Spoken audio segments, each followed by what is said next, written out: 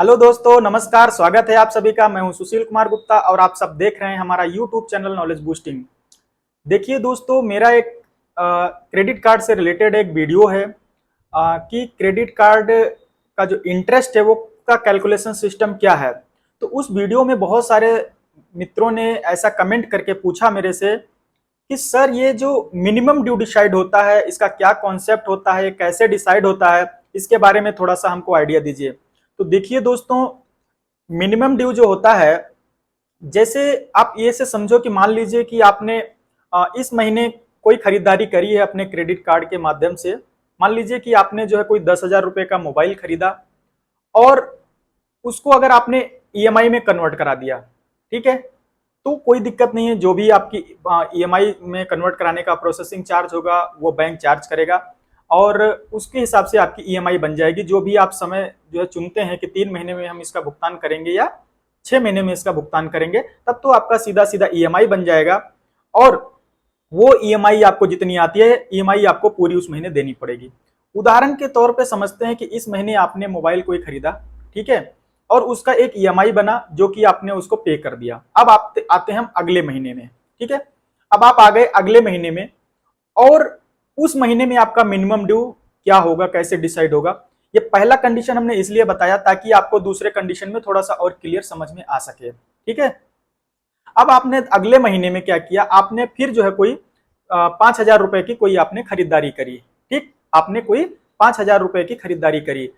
तो जनरली होता क्या है कि जो भी आप परचेजिंग करते हैं, आपकी परचेजिंग का 5% जो है, हो सकता है कि अलग अलग बैंकों का कुछ परसेंटेज आगे पीछे हो सकता है, लेकिन एवरेज में मैंने देखा है कि आपकी उस महीने में जो आपने खरीदारी करी उसका 5% जो है मिनिमम ड्यू अमाउंट जो है वो निकाल के वो एज ए कंसिडर करके आपको देता है।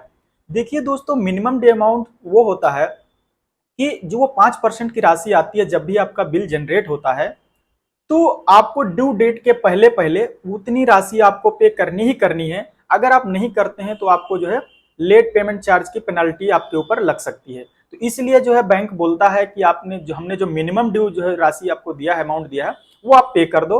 बाकी जो बैलेंस अमाउंट बचेगा उस पर हम आपको रिवॉल्विंग इंटरेस्ट जो है लगाएंगे, यानी कि 3.5 से लेकर के 3.8% तक जो है हो सकता है।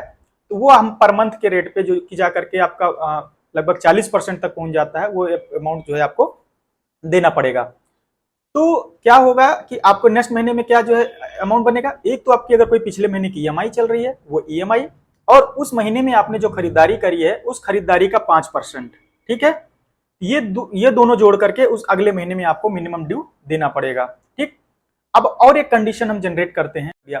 अब अगले महीने में मान लीजिए कि आपने कोई जो भी खरीदारी करी, 10,000 का आपका एक ईएमआई का जो है मोबाइल का ईएमआई चल रहा है, अगले महीने में आपने 5,000 रुपए की और खरीदारी करी जिसपे आपने मिनिमम ड्यू पे कर दिया। लेकिन जो अमाउंट बचा, मान लीजिए आपने पूरा अमाउंट पे नहीं किया अगले महीने, उस 5,000 रुपए के 5% आपने दिया, बाकी का उसके अगले महीने के लिए आपने कैरी फॉरवर्ड कर दिया, ठीक है ना। अब उसके अगले महीने में क्या होगा, उसके अगले महीने में क्या होगा, जब आपका मिनिमम ड्यू कैसे डिसाइड होगा, एक तो आपकी इसकी ईएमआई जो पुरानी चल रही है वो पूरी अमाउंट, ठीक। दूसरा, आपका जो पिछले महीने का बकाया राशि यानी मिनिमम ड्यू देने के बाद जो बकाया राशि है वो अमाउंट, प्लस उस महीने की भी अगर आपने कुछ खरीदारी करी है तो उसका 5%, ये सारा जोड़ करके आपका जो है निर्धारित होता है कि आपका उस महीने में जो है मिनिमम ड्यू अमाउंट क्या होगा। तो मैंने अलग अलग कंडीशन में आप लोगों को जो है समझाने का प्रयास किया है, ठीक है। और सिंपल वे में देखा जाए तो आपने जिस महीने में जो भी खरीदारी करी है उसका 5% लमसम जो है आपको मिनिमम ड्यू अमाउंट के रूप में जो है पे करना होता है, ड्यू डेट के पहले करना होता है। अगर आप ड्यू डेट के पहले पहले पूरा पेमेंट करते हैं तो मच बेटर है। क्रेडिट कार्ड का बेस्ट यूज इसी कंडीशन में ही किया जा सकता है। मैं भी इस चीज का खासा ध्यान रखता हूँ, ठीक है ना, क्योंकि उसके बाद में अगर आप के ऊपर बर्डन बढ़ता जाता है, इंटरेस्ट बहुत हाई होता है, ठीक ना। ये सारी चीजों का आप ध्यान रखिएगा। तो बस आज के लिए इस वीडियो में सिर्फ इतना ही। कैसा लगा वीडियो कमेंट करके जरूर बताना, और अगर आप हमारे चैनल पर नए हैं तो प्लीज इस चैनल को जरूर सब्सक्राइब कर दीजिए। तो बहुत बहुत धन्यवाद आप सबका ये वीडियो देखने के लिए।